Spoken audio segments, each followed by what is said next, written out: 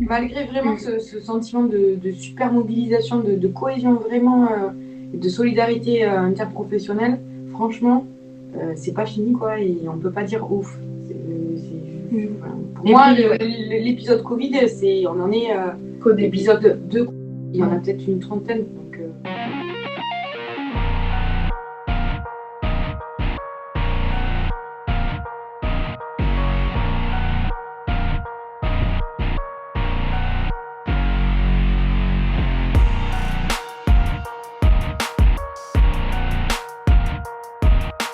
On est 4 IAD infirmières anesthésistes de l'ICM, du coup, de Montpellier. Et puis, on a commencé mardi soir à l'hôpital Mondor à Créteil.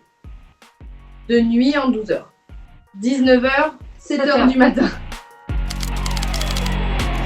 C'est le CHU de Montpellier qui a contacté notre directeur, Monsieur Ichou, et qui a demandé s'il y avait des infirmières anesthésistes qui seraient volontaires pour partir sur Paris pour renforcer les équipes de Paris ou de l'Est. Moi, j'avais un petit côté un peu frustré de me dire que nous, en tout cas à Montpellier, on était un peu privilégiés quand même par rapport à l'Est et à la région parisienne.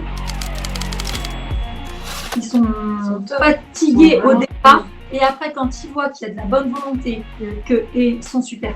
Et ils sont fatigués et ils forment de longue et les patients, c'est lourd. Et puis il y a beaucoup de décès, c'est dur moralement, c'est dur dans l'équipe. Du coup, on leur demande énormément d'adaptabilité et un turnover de nouveau qui fait que, et heureusement parce que sinon ça ne tournerait pas, mais sans eux, on ne pourrait pas non plus. Donc en fait, c'est vrai que c'est dur pour tout le monde, mais on sent qu'il y a aussi, on veut tous bien faire et tous ensemble. Alors même s'il y a de la fatigue, même s'il y a beaucoup de formation, même si on essaye d'avancer et de faire au mieux pour les gens qui sont dans les lits.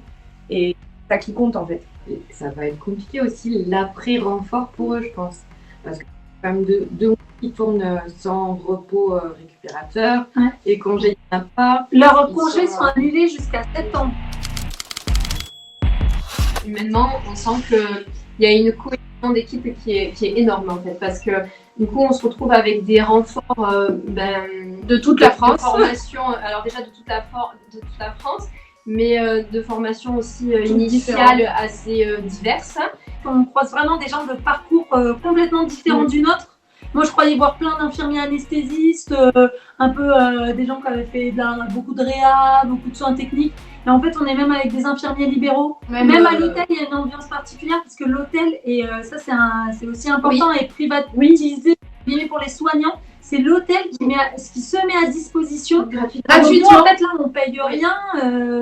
En fait, c'est vraiment l'hôtel qui offre. Qui met son service gracieusement. Pour les repas le soir, c'est des restaurateurs du coin qui font livrer des petits repas. Un petit message pour eux d'ailleurs, parce qu'on a lu sur un Tupperware, c'est tout bête, parce que non seulement c'est très bon, mais en plus sur le couvercle du Tupperware, un petit message au marqueur, bon courage avec un cœur, mais rien que ça, ça donne des beaux cœurs. On n'aurait pas pu être là si nos collègues ne s'étaient pas adaptés, si notre établissement ne s'était pas adapté, si l'hôtel ne nous avait pas mis à disposition, les chauffeurs de taxi, qui viennent nous chercher, qui nous emmènent, qui nous ramènent, enfin, tout le monde fait en sorte que du coup, on puisse être là, disponible pour pouvoir faire notre métier et le faire le mieux possible. Et ça, c'est chouette.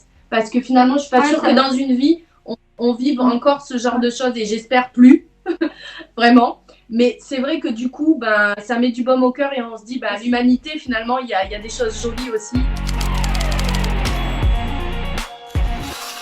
De base, la réanimation, c'est un peu le principe, mais là, sur le Covid, ils sont complètement dépendants de tous les appareils qui sont autour d'eux, que ce soit pour respirer ou pour toute autre activité. Donc, dépendant des appareils et du personnel, parce qu'ils ne vont pas bouger tout seuls, ils n'en sont pas capables. On les fait dormir pour la plupart, ou alors ils sont déjà dans le coma. Ils sont très labiles, quoi. D'un moment à l'autre, ils ne vont pas bien saturer, ils vont avoir une oxygénation qui est moins bonne. Tout de suite, il faut agir. Enfin, voilà, notre boulot, c'est d'être tout le temps dans l'action du moment de ce qui se passe à l'instant T.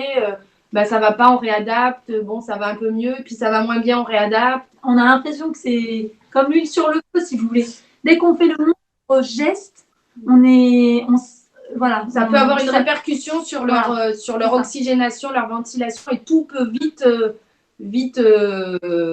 basculer, quoi. Donc c'est vrai qu'on fait attention à la moindre, on tourne une tête sur un côté, faut vraiment faire attention, ça peut avoir une implication sur sa ventilation et d'un seul coup, il va moins bien ventiler. Enfin voilà, c'est vraiment des choses qui sont compliquées. Un patient mobilise au minimum 2 personnes, quoi. Vraiment. Oui.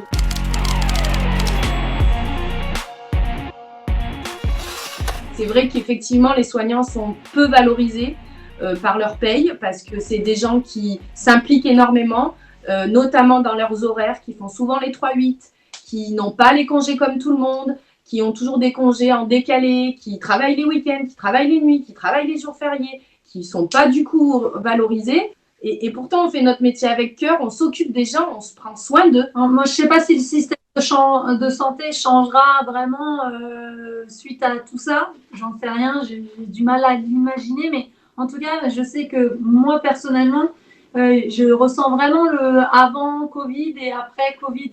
Enfin, c'est-à-dire, je pense vraiment qu'il y aura un avant, un après, au moins pour moi. C'est-à-dire que j'ai vraiment la sensation de me dire qu'aujourd'hui, alors c'est qu'avant, je me sentais plus forte, mais aujourd'hui, j'ai bien compris que tout pouvait briller d'un moment à un autre. C'est une petite leçon de vie, en fait, le Covid.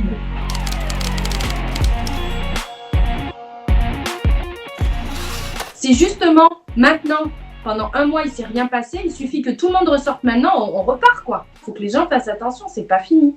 Les gens d'aujourd'hui, ils ont été contaminés il y a plus d'un mois, quoi. Donc, si des gens aujourd'hui sont encore contaminés, ça va durer. Enfin, voilà, tout est à répercussion. Et ça, je pense que la population ne se rend pas compte, se rend pas du tout compte de ce qui peut se passer, en fait. Ça touche tous les âges, hein. Le truc, c'est que pour les vieux, il y en a de leurs 50 ans. Non, alors oui, effectivement, 40 ans, personne n'est à l'abri.